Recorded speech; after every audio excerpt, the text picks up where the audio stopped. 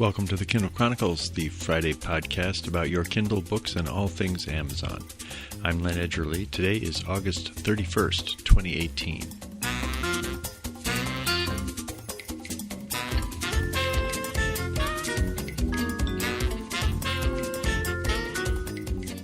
Welcome from Ocean Park, Maine, where I celebrated my 68th birthday yesterday. I want to thank JetBlue and my dentist for their birthday greetings, but the real celebration was with family.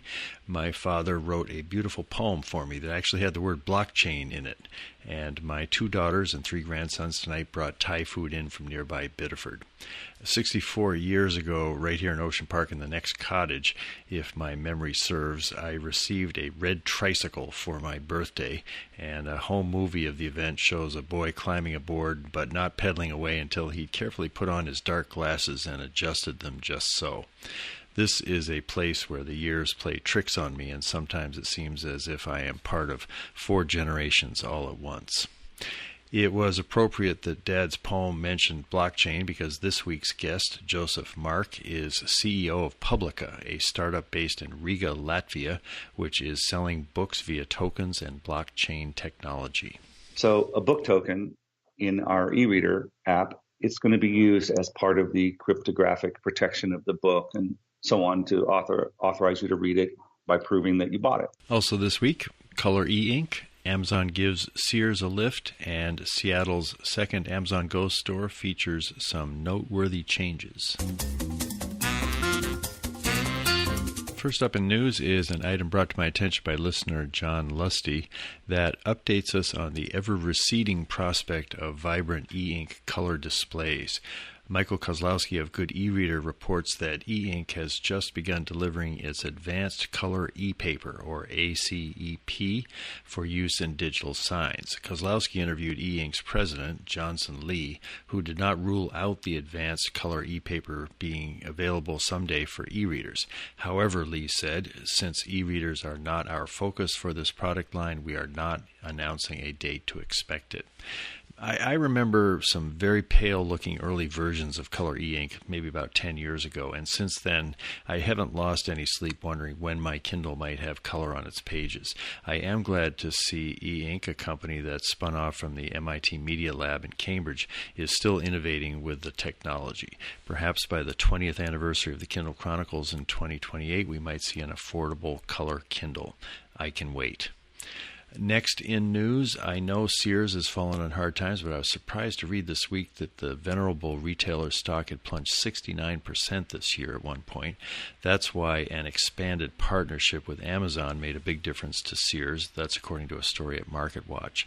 The program was launched in late May, and it provides ship-to-store tire installation and balancing services for those who buy tires at Amazon.com. This week, the deal was expanded to hundreds of additional stores, and that boosted Sears' stock by as much as 18% the day after the news broke. I think that if the Postal Service were a public company, I bet its shares would rise whenever Amazon expands its use of USPS for last-mile deliveries, never mind tweet grumbles about the deal from Washington, D.C. In recent years, we began seeing Postal Service trucks here at our door at the cottage in Maine delivering Amazon packages, but this year it seems as if almost all of the deliveries are coming in a friendly little white, blue, and red vehicle with zip, what does this say? I guess it's got the zip code logo on it. I like those little mail trucks. We don't have in-home delivery here in Maine via Amazon Key like we do in Cambridge, and I miss it.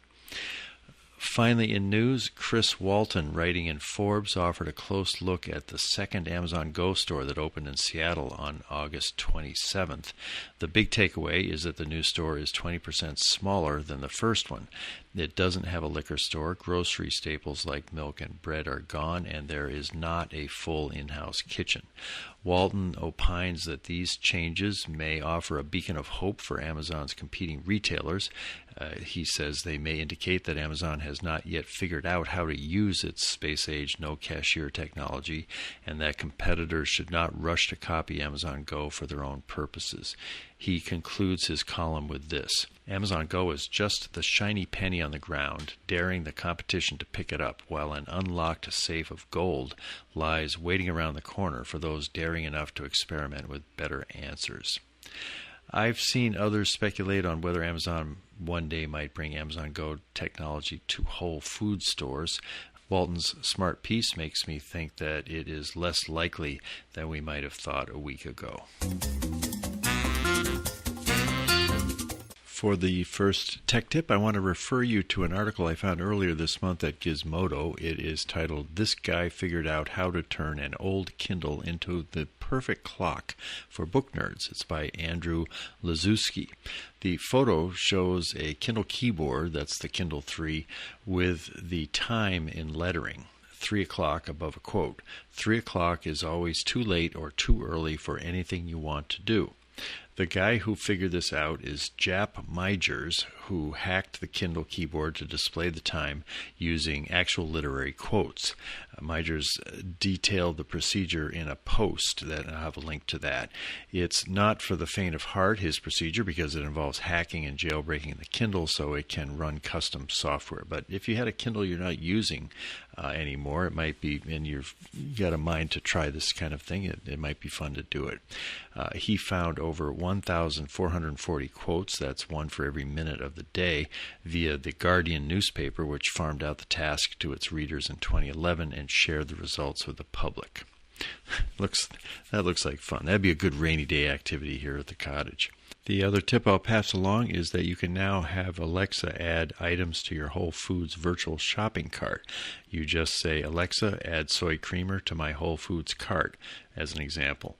She adds the item and sends a link to Prime Now on your smartphone. This doesn't help me out here in Maine, but if I were in Cambridge or Denver, I could add items via Alexa for a Prime Now delivery in a few hours. Time now for the interview. I first read about Publica in a Forbes article earlier this month. It was titled, "Can Blockchain Disrupt the Ebook Market? Two Startups Will Find Out." That was by Bill Rosenblatt. Publica was one of the two startups mentioned. The other was Cenarix, based in Montreal.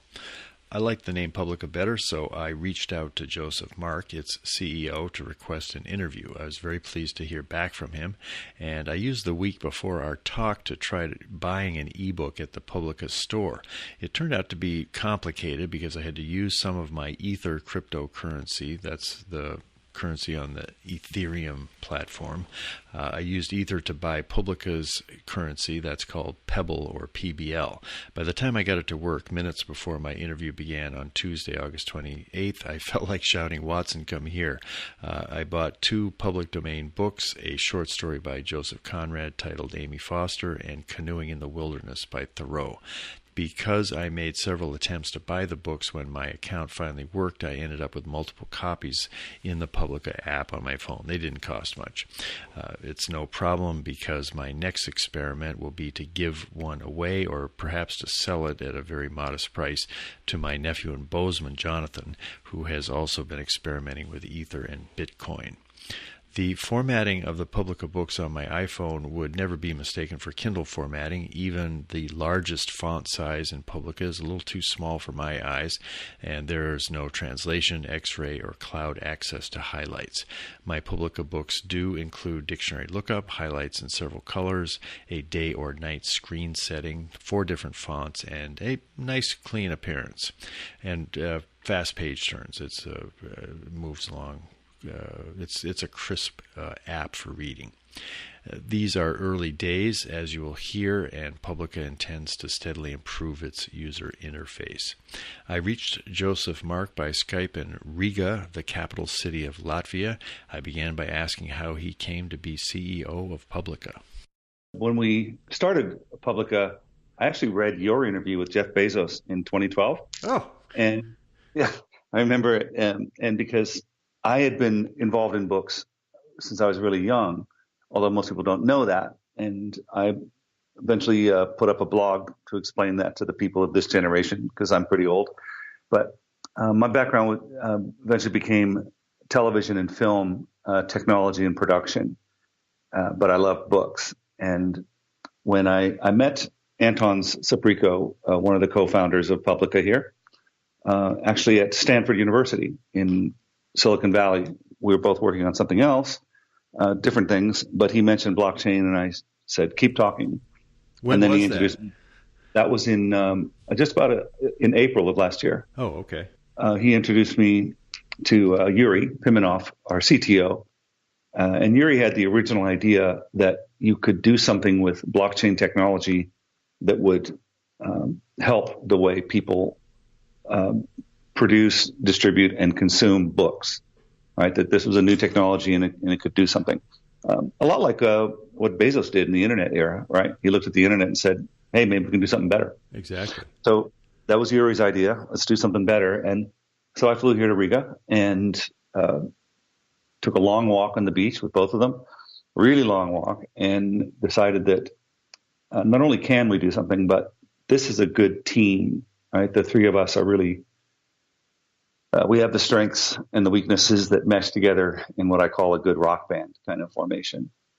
So none of us could do it alone. And that's how I got into this. It sounds like they brought some familiarity with blockchain. What's your role? What instrument do you play in this ensemble? Good way to put it. I'm the CEO, so my job is to think as far ahead as I can and look at probabilities and what's likely to happen, so that other people can focus on what needs to be done day to day. And my interest in blockchain actually came in my television and film work. One of my side things that I did was work on the problems of piracy and digital rights. And actually, I wrote a book about it. Unfortunately, it's not publicly available because it was commissioned by Sony Electronics and Sony Pictures and Sony Music and so on. So it has a lot of intellectual property in it, but it was also a lot about digital rights management. And that was 2002, a long time ago. So I have a good background in what digital rights means and a lifetime of living with authors and publishers and agents.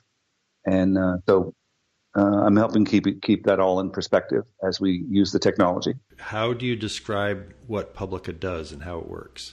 So like an elephant, depends on which side you approach first. So if you like to read books, then you're going to find an eReader and a shop where you can buy books. But you're going to find two new things in that eReader. One, on your device, your tablet, whatever. And one of the things you're going to find is there's a wallet in there because blockchains make it unnecessary to use a bank, right? They work without banks. So that part we call books without borders because, if your life is limited to one geographical town, you wouldn't necessarily know this. But around the world, buying books across borders is not as easy as we wish it was. So there's a wallet in there, takes care of that. Any book that you buy, you can buy from anywhere. You can read it anywhere. That's all over. Done with. The other thing you're going to find is the concept of the book ICO, which is not my favorite name for it, but... And that stands for what? Well, originally it stood for initial coin offering because there are some blockchains that were created to work as money, like Bitcoin was one. But we use the Ethereum network, and so it's actually a token. So when a book is first offered on the Publica system, it's really an initial token offering, but everyone calls it a book ICO. Mm-hmm. It just means that this is the first time that you can buy this book this way. We think it's a really good idea to have a month or so where it's fresh, it's new. That's what we call the fat tail time. And you talk a lot about Kindle. So Kindle was deliberately made for the long tail, right? That's what it's all about. It's Amazon is the everything store, and you hope you find everything there. And Amazon's provided a great service that way. But of course, still 85% of the world's titles aren't listed there yet. So the real long tail is everywhere. But the fat tail is what really matters to people the most. When the rights holder, if it's a reissue of something older, the author, if it's a brand new book, the publisher, whoever it is that's got an interest in putting that book up for sale now. So in that month, we do something called the book ICO, and it kind of looks like crowdfunding. Has a lot in common with that, in that it ends at a certain date, and then there's a start and end date. And authors do use it for crowdfunding, and the best example would be, the book's about done, but now I need to share some revenue with my professional editor or my illustrator or my publisher or my publicist, right? Whatever your business model is. So we're able to.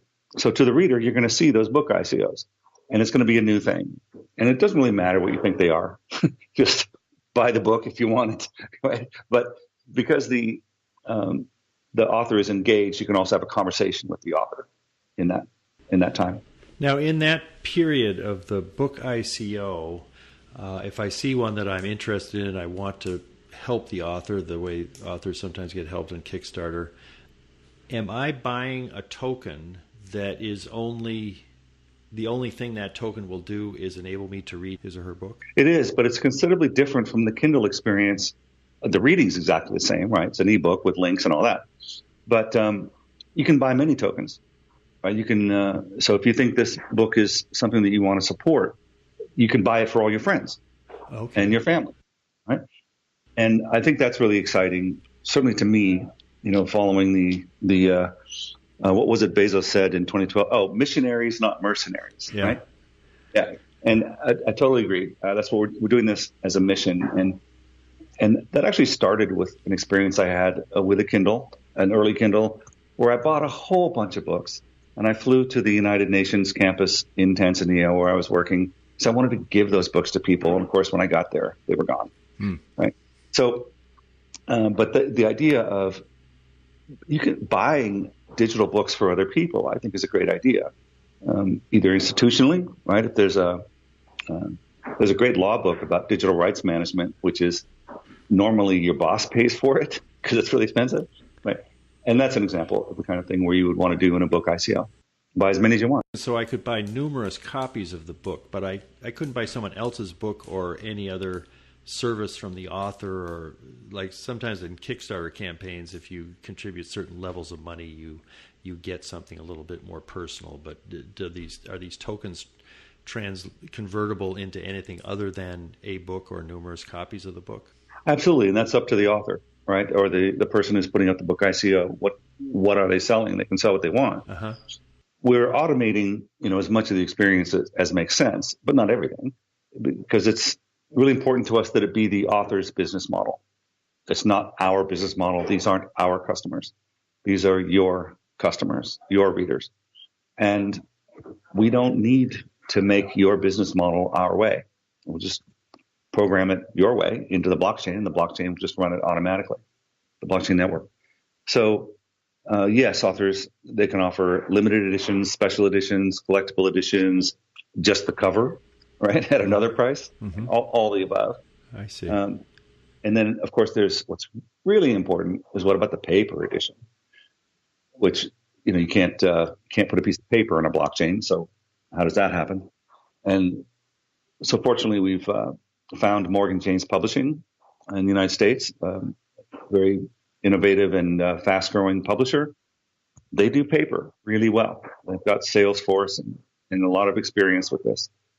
And they accept the same tokens as payment. So if I buy some of the author's tokens for the book, once it's concluded, I could use those tokens to buy a paper copy of the book from Morgan James Publishing? Yes, exactly. And here's what here's what another thing that you're going to learn about the blockchain world and the cryptocurrencies, and tokenomics is the right word for it. Different tokens can do different things. So a book token in our eReader app, it's going to be used as part of the cryptographic protection of the book and so on to authorize you to read it by proving that you bought it. There's another token that we made called the Pebble, PBL. It's a ticker on exchanges. And if you want to go looking for what the Pebble is doing in the world, you would look for the PBL ticker. But the Pebbles only function. It's a token, the same technical kind of token as a book token, but it only works as money, right? In other words, it's not specific to a single book.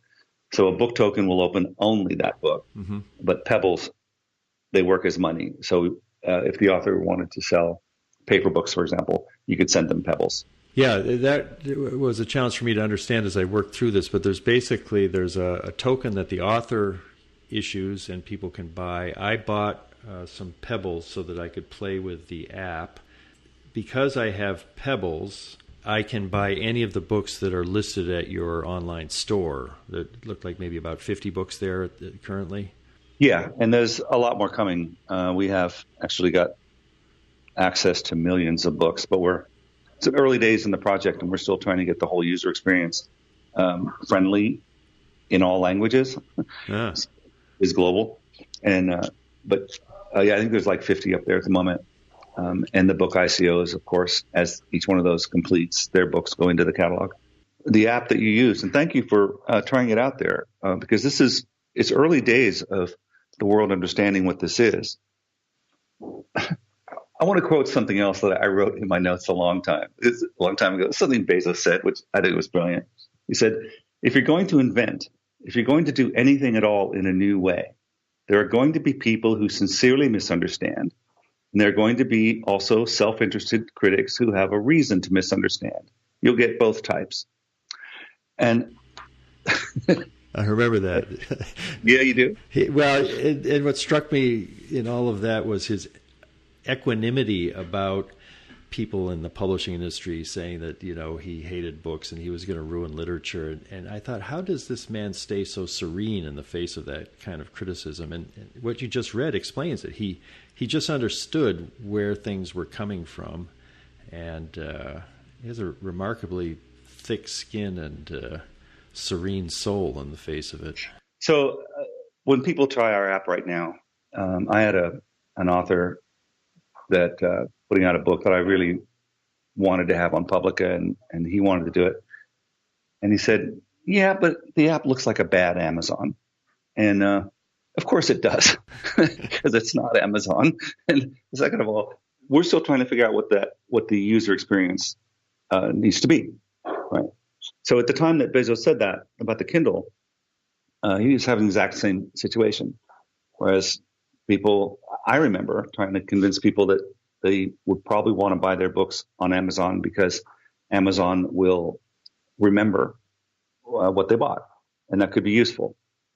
If you go to one bookstore, they'll probably remember what you bought. And everyone just looked at me like, why would I want to do that? And that's a horrible idea, and it'll put bookstores out of business, which it didn't. Right. And so that's where we are with the app from the reader's perspective.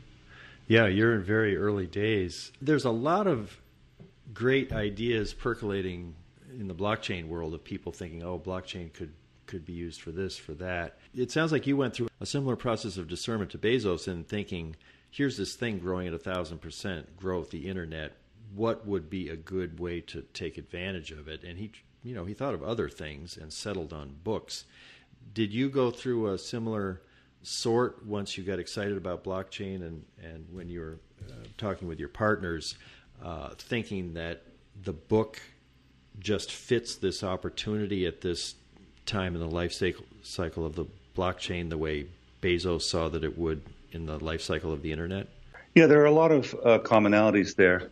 Because of my work in television and film and digital rights and global distribution and things, I was always studying technologies. Right? What can I use to make this better? And when I found the blockchain, I saw, this is a great technology for certain things. And I thought, television and movies right now, they don't. I couldn't think of a way for a blockchain to help them with what they're trying to achieve, a couple of years ago. Other people are thinking about that, and I think that's great. But I call it digital media anyway, and I've always called myself a digital media nerd. And within the digital media concept, books are they're the core, right? Sort of, if you think short form, medium form, long form, books are right at the hub, because unlike every other form of digital media, a book has a beginning and an end, done, next, right? It's very finite, and that's why the ISBN numbers work, and books are a very long game. From books, you can derive the other forms, right? And you can skip books altogether if you want to, but in the area of digital media, books are really the core. So I thought, let's get that one and do it right and learn everything that we can and get people to trust the Publica idea. One difference, because I bought 2 books on the Publica app, Amy Foster, Joseph Conrad, Canoeing in the Wilderness by Henry David Thoreau. And obviously these are in public domain, and they're sort of repurposed in a way that made them accessible through Publica. If I wanted to sell one of those books, I have a nephew who's a blockchain nerd, and I think he owns a few Ether, the currency for Ethereum. What would I do to get him a copy of the book in return for some currency? And would that currency be Pebbles, or how would we do the transaction using Publica? All right. So are you talking about giving it to him or selling it to him? Selling it to him. Okay. I won't charge him much. There'll just be a chance to test the technology. Well, within the app itself, he can just give you his public key. And in a video that we made explaining the app, I showed that where the person I was giving the book to was nearby. So he held his phone, and I just pointed my camera at it, and I just gave him the book. And I had a few copies in my Publica eReader library wallet, and I sent him one, and it got there in a minute. Huh. So that's already there and done and dusted. And if your nephew's not nearby, he or she will know how to send you their public key. Right. Right. Nothing. It's very safe to show someone your public key, and then you can just send them the book. But in our roadmap, and this has always been an important part of what we think the blockchain can do for readers and authors, is that secondary exchange.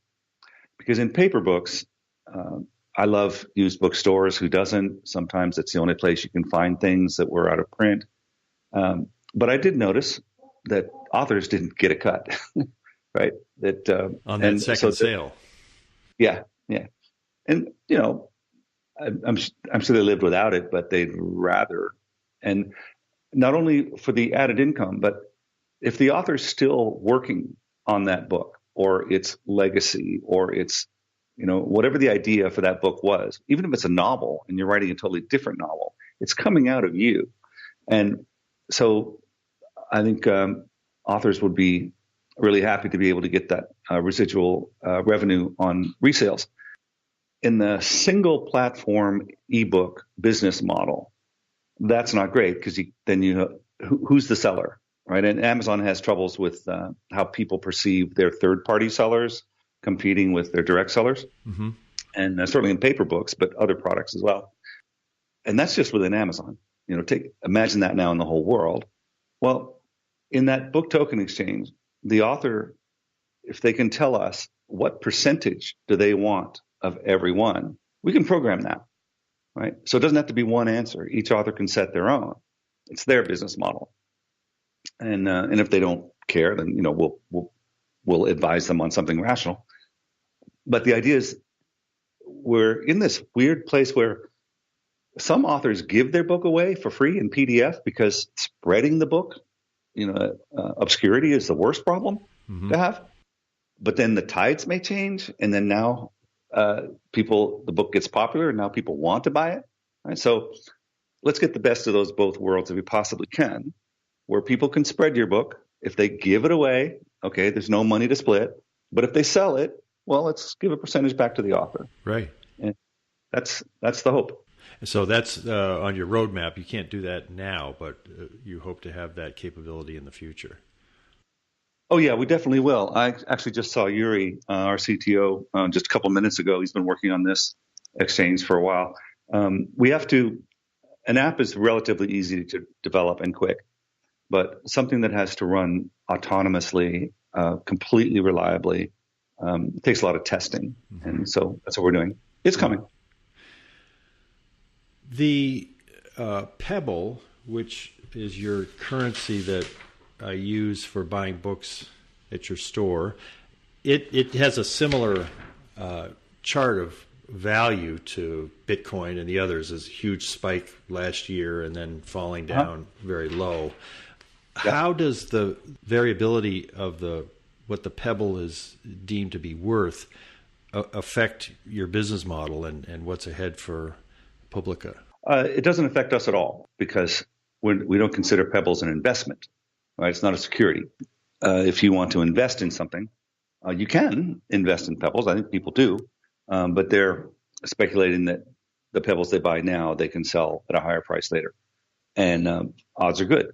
But what we use the Pebbles for is the mechanical function of a cryptocurrency that makes the book sales happen. And we, as a company, our staff and us as people, we were crowdfunded as well in November of last year, and we're small enough. We're doing fine, right? We have excellent financial planners, and we knew books are a long game, and so we're doing just fine. So I wouldn't worry about the Pebbles price. And the thing that this applies to any cryptocurrency, but I'm going to say it about Pebbles. But if you're listening and you're thinking about cryptocurrency, draw a distinction between the chart that Len just showed me, which is an exchange chart. Well, if you receive a cryptocurrency and you exchange it for something else right away, it doesn't matter where the chart is, right? Because it's in the same place it was when you got it. Yeah. If you want to hold it for a long time, then it's like any other currency. Some currencies, I've always lived with euros, kroner, my wife is Norwegian, US dollars, some South American currencies, just the nature of my life. So I'm very aware that currencies change a lot over time, national currencies. Just Bitcoin is just so famous for its volatility that draws a lot of attention, and it is more volatile than the dollar, for sure. You're based your operation on the Ethereum platform, where there's lots of people creating apps like yours or functionality like yours. If the Ethereum currency rises in value, is it the same answer that the rise and fall of the Ether currency? What effect does that have? Well, that's one of the reasons that we wanted to call our tokens, our currency token, Pebbles, because Pebbles are solid at rest and fluid in motion, which means they'll be there, right? You don't have to worry about them disappearing. And with authors, every time a book gets sold, they don't run and cash their check and buy Coca-Cola, right? They have a different perspective on it, right? The reader wants, find, pay, read now, all in one breath. The author's thinking a little longer term. So you would like it. It would be great that whatever Pebbles you receive, that the next time you look at your Pebbles wallet and want to sell some for Ether or something, that they've gone up. Yeah. So yeah, Pebbles will track pretty well with Ether. I don't know about Bitcoin. That Ether and Bitcoin often do track kind of close to each other in terms of trading for dollars and euros and yuan, but they're not really tied. Bitcoin, the only thing you can do with it is use it as money. It has no other abilities. Mm-hmm. The Ethereum network can run these smart contracts like we're doing with books, and that's really important. But they're both incredibly stable blockchain networks. I mean, they can't go away. They're just autonomous, distributed, resilient. They're everywhere. So we think it's a really safe place, to have your Pebbles. And then when you go to buy something, maybe it'll be worth more. Yeah. Just like a euro or a dollar. Yeah. Yeah. Mm-hmm. If I'm curious what this looks like if I'm the CEO of Penguin Random House, or if I'm Jeff Bezos, two big factors in the book publishing business, which over the past 10 years there's been a lot of struggle.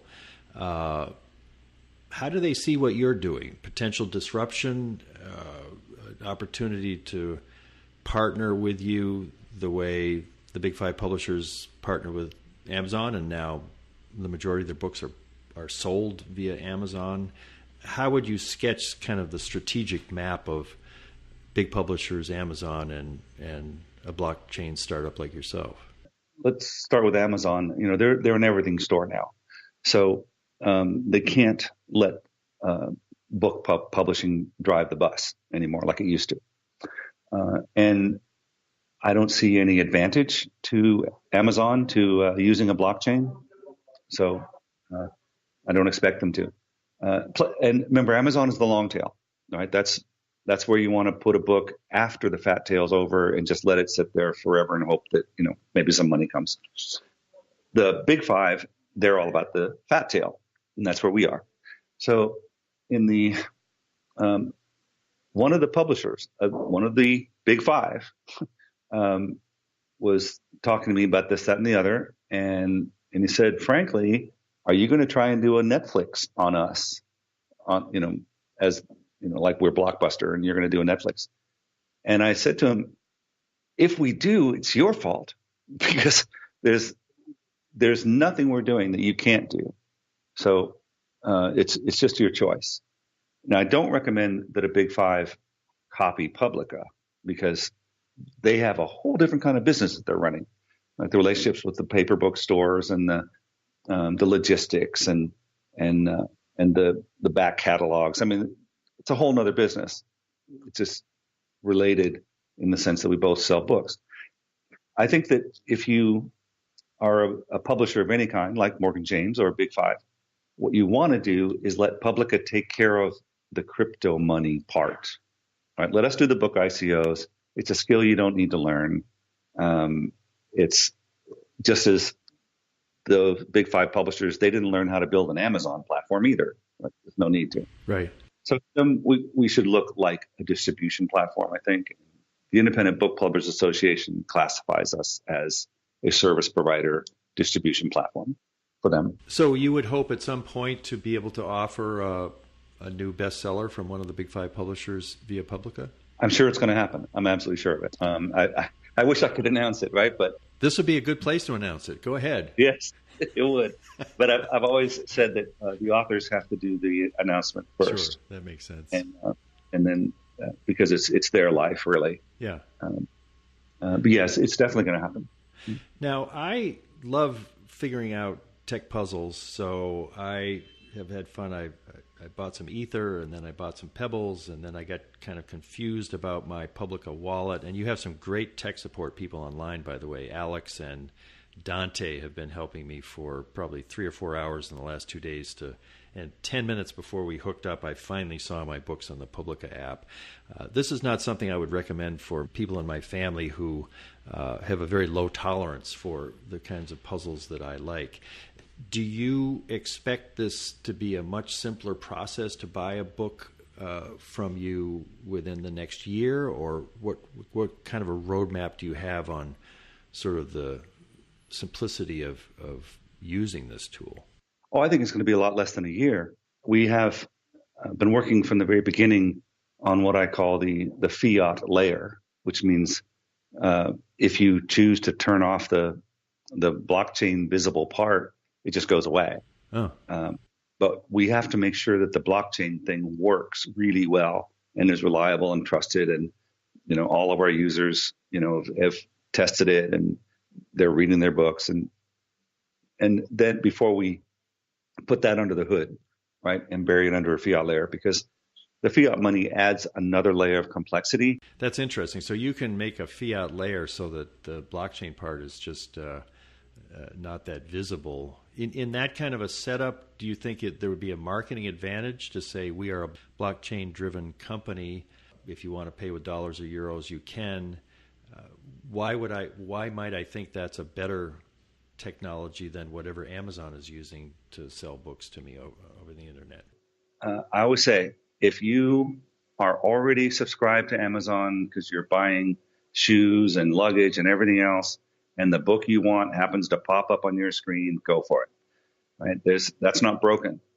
Still more than 90% of the world has never logged into Amazon for anything. And so they don't get to read Amazon books. So the books without borders, right? Amazon still has to adhere to territorial agreements, right? So we don't take any rights from the author or the rights holder or the publisher, right? Rights are completely outside of our bailiwick because blockchains don't have borders. They don't know where they are. So do your rights stuff elsewhere. But it's cryptographically protected, so if it's paid for, it can be read. That part's clear. And that's all that copyright law was ever about. So that's going to be probably the big difference. Yeah. Why people know how to use this. And you could expand worldwide. That's a fascinating statistic. You've got 90% of the people in the world have never used Amazon. I guess I'm such an Amazon junkie that surprises me. Sure. And why would you know that? Yeah. and there's a great book called Factfulness by Hans Rosling and his daughter and a collaborator that Bill Gates said, really changed his life. And in Factfulness, the book explains that we probably have a twisted view of what developed country means. We probably got that idea 50 years ago or more, and it's just not true.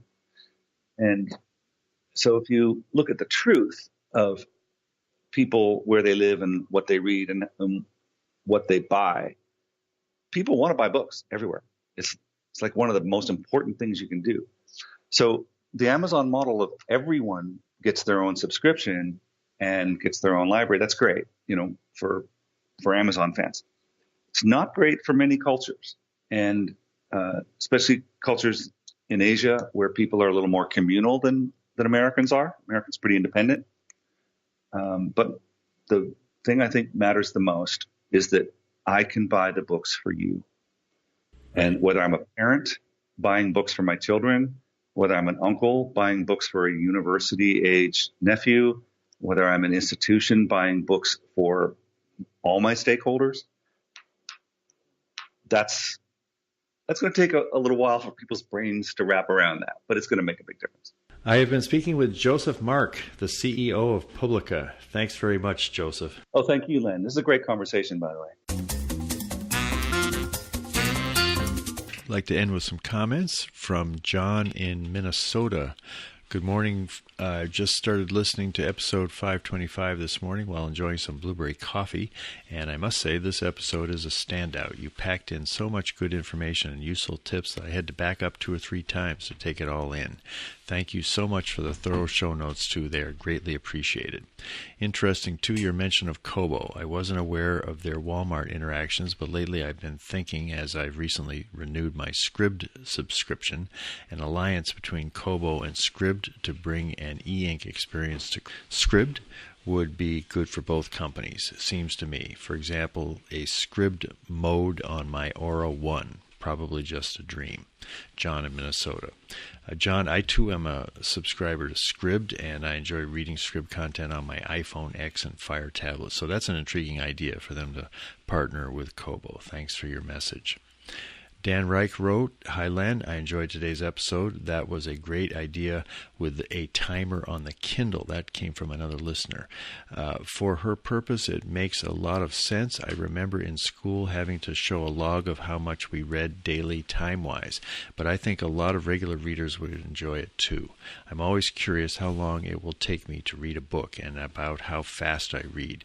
I'm certainly not looking to race myself. I just find those kind of things interesting to see. I've often intended to start the timer on my iPhone, but I know that I'd never keep up with turning it off and on myself. It would be great to have the Kindle log this and perhaps be able to export it somehow in a chart, or maybe just even on an Amazon highlights page. Thanks again. I've already bought My Sister's Grave. That's the book that Bob Dugoni wrote that we talked about 2 episodes ago, and I can't wait to get to it. Just have a few library ebooks due soon that I need to finish first. Thanks, Dan Reich. Computer, pick a number from 1 to 464. Here's a number between 1 and 464. It's 322. On the spreadsheet, that means James Wellman has won the Kindle Paperwhite, and I will be shipping that off to you soon. James, congratulations. I'm not sure who my guest is next week, but we'll have somebody to talk to, I'm sure of that. This is Len Edgerly for the Kindle Chronicles from Ocean Park, Maine. I really appreciate your taking the time to listen to my show. Have a great day. Bye.